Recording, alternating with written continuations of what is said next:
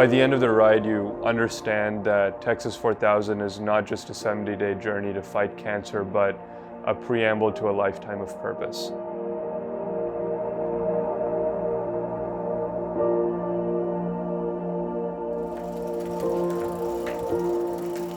And at the end of the day, with diseases like cancer, it can feel really hopeless, but I am really hoping this summer will teach us that we can make a difference, and we are making a difference by really persevering through a lot of these things and trying to reach as many communities as we can.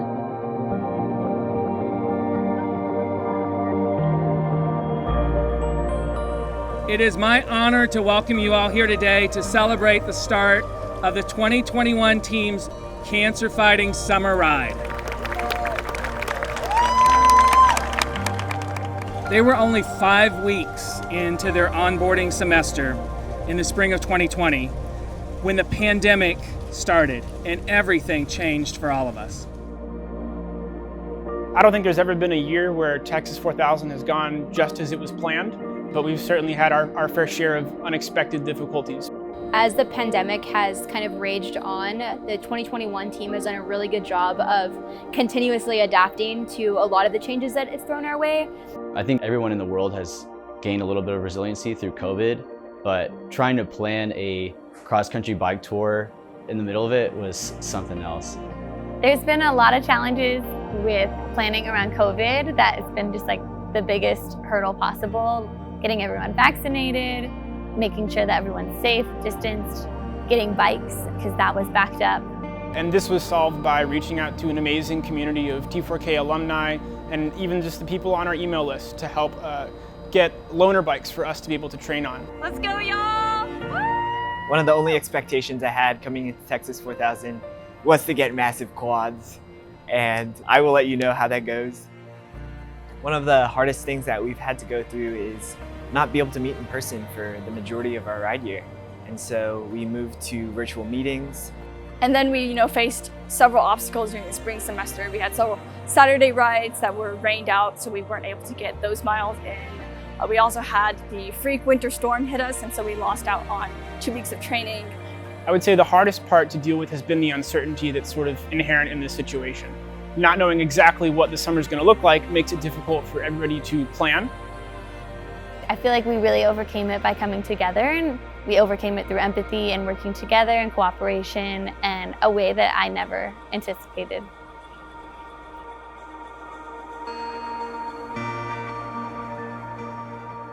I think day zero, we all kind of felt that like something big is coming, but we don't exactly know what. I feel like I hadn't realized how big of a community Texas 4000 was until then, just because we've only been on Zoom. So getting to have a huge Ride Dead circle with our whole team was really cool. I was like, dang, like there's a lot of us. So it was cool getting to see that for the first time. Some may not realize this, but this is quite literally the first time that all of us as a team have had the pleasure to be in the same place at the same time. And looking at all of my wonderful teammates now, I should have known that from the start, our ride would be anything but ordinary. But that's only because every last one of us is nothing shy of extraordinary.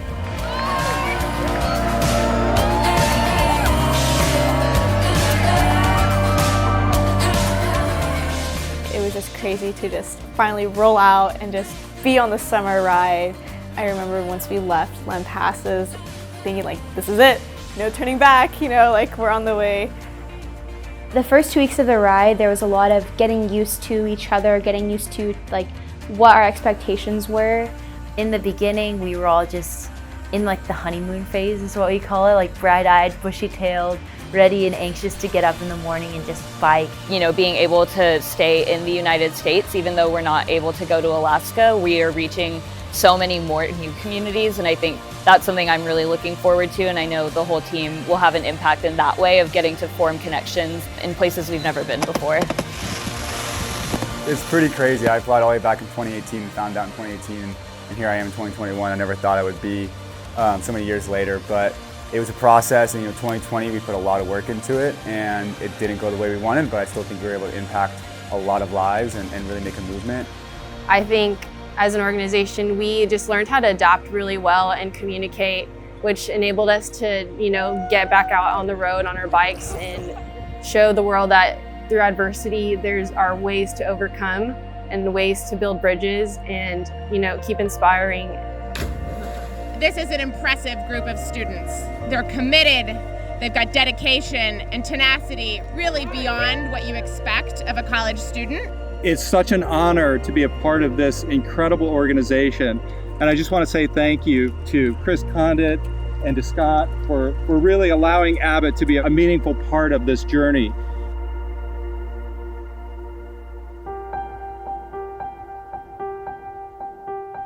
I had cancer when I was 14.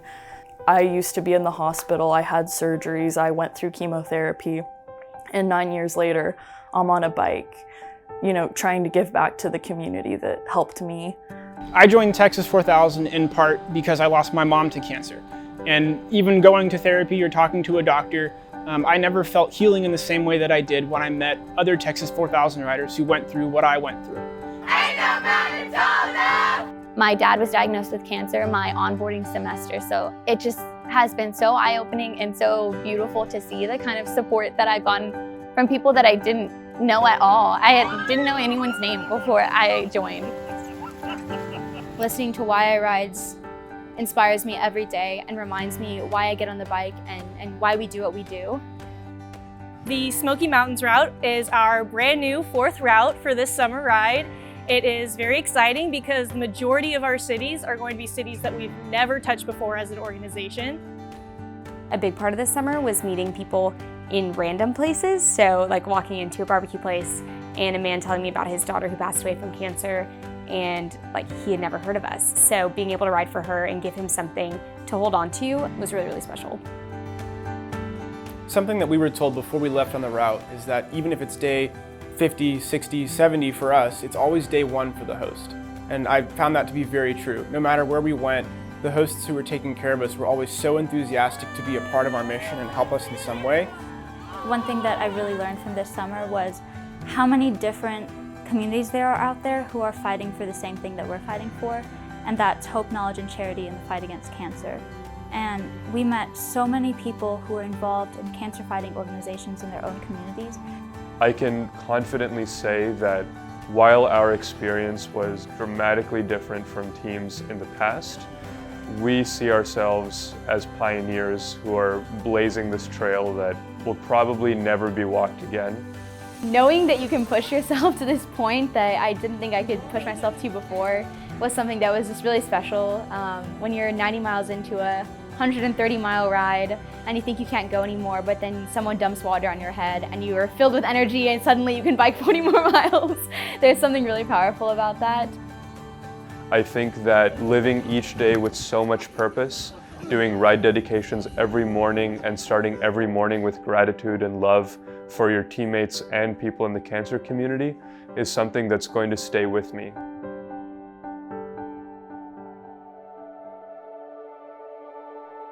Everyone take a look at where you are now and where you were when the school year started. Look at how far we all have come as an organization, as a team, but most importantly as individuals in our own right.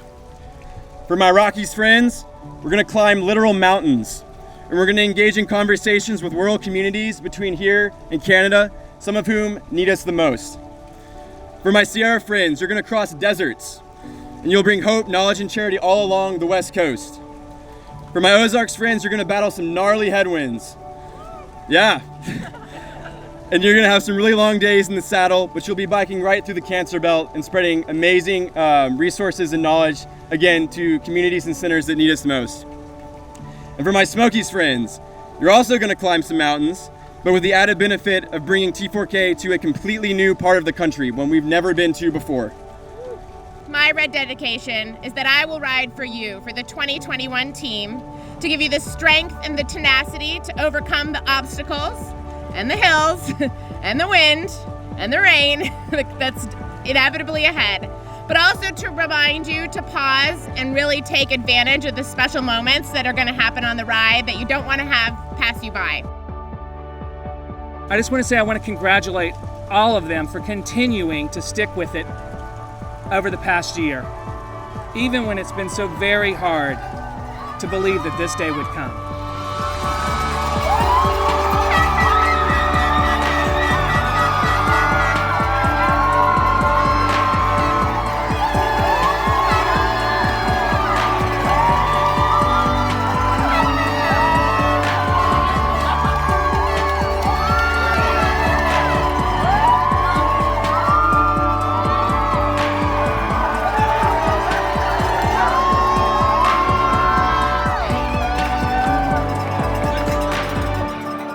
Thanks to these experiences, what started as a group of strangers 70 days ago has now turned into a tight-knit family. At the end of the day, we may not have ended where we intended, but I believe we ended where we were meant to be.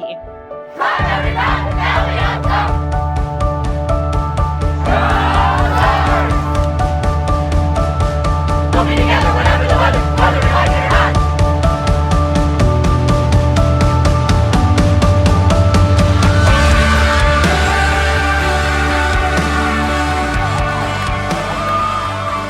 I realize that the people I ride alongside are absolutely the people that I ride for, and I could not have asked for a better team to get through the summer with. I love you guys, and thank you so much to everyone else for coming out and supporting us. It's moments like these that remind me that while we were not able to bike to Alaska this year, we're biking for a purpose, not a place. We biked in order to bring hope, but we were pushed along each day by the hope brought to us by every single person we met.